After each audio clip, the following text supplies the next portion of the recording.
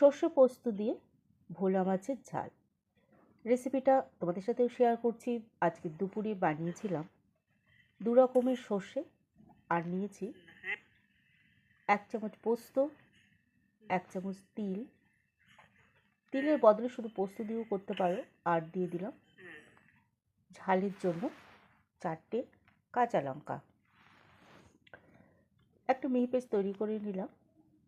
কড়াইতে দিয়েছি সর্ষের তেল। তেলটা ভালো মতন গরম হয়ে গেলে মাছগুলোকে ভেজে প্রথমে তুলে রেখে দিলাম। পোস্তটা সর্ষে পোস্ত বাটার সময় অবশ্যই একটুখানি আমি লবণ দিয়ে দিয়েছিলাম। এবার ওই তেলের মধ্যেই মাছ ভাজা হয়ে গেলে বেগুনগুলোকেও আমি কড়াইতে দিয়ে দিলাম। খুব সামান্য একটুখানি লালচে ভাব ধরলেই বেগুনগুলোকে আমি তুলে নেব। সামান্য একটু নুনও কিন্তু অ্যাড করে দিয়েছিলাম।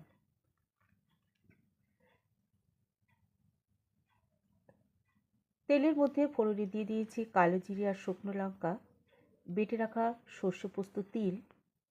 মশলাটা আমি দিয়ে দিলাম। মশলাটা একটু তেল আমি ভেজে নেব। খুব বেশি ভাজবো না, না হলে কিন্তু আবার তেতো হয়ে যাবে। দিয়ে দিলাম একটা বড় সাইজের টমেটো পিউরি। ছোট ছোট কুচি করে কেটে দিলেও হবে, কিন্তু আমি পেস্ট করে দিয়ে দিলাম।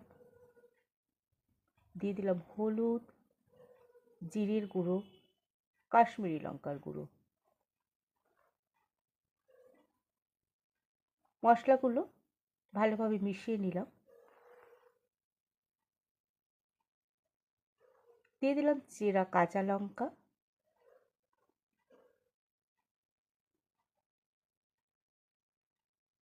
মশলা থেকে যখন তেল বেরিয়ে আসবে সেই সময় দিয়ে দিলাম হালকা ভেজে তুলে রাখা বেগুন। বেগুনগুলো কিন্তু একদমই নরম না, জাস্ট আমি একটুখানি কড়াইতে নেড়ে চেড়ে তুলে রেখেছিলাম।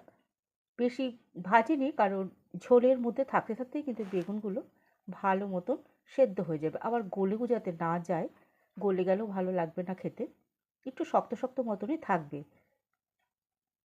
দিয়ে দিলাম স্বাদ মতন লবণ।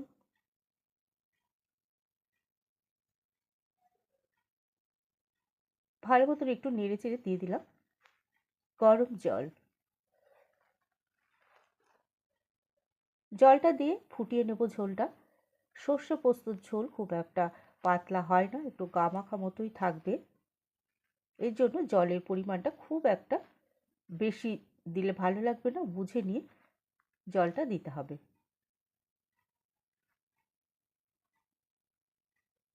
ভেজে রাখা মাছগুলো দিয়েও এবার ঝোলটাকে আরও কিছুক্ষণ আমি ফুটিয়ে নেব।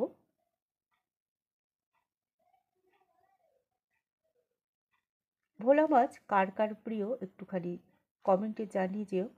আর এইভাবে যারা করে খাওনি, অবশ্যই একবার সর্ষে পোস্তর এই ভোলে মাছের ঝোলটা একবার বানিয়ে করে খেয়ে দেখো, খেতে কিন্তু দারুণ লাগে। দিয়ে দিলাম উপর দিকে যেটা চেরা কাঁচা লঙ্কা, ধনেপাতা, আর অবশ্যই একটু কাঁচা সর্ষের তেল।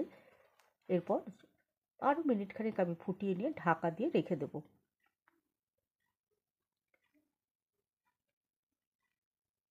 ঢাকাটা তুলেছি, দারুণ একটা স্মেল বেরিয়েছিল। এরপরে আমি সার্ভিং বোলে তুলে নেব। আজকের রেসিপিটা তোমাদের কেমন লাগলো অবশ্যই কমেন্ট করো। লাইক ও শেয়ার করে পাশে থাকার অনুরোধ রইল। দেখা হবে পরের কোনো রেসিপিতে। ততক্ষণ পর্যন্ত ভালো থেকো, সুস্থ থেকো, আর কমেন্ট করে জানিয়ে যেও আজকের রেসিপিটা তোমাদের কেমন লাগলো। আজ এ পর্যন্তই।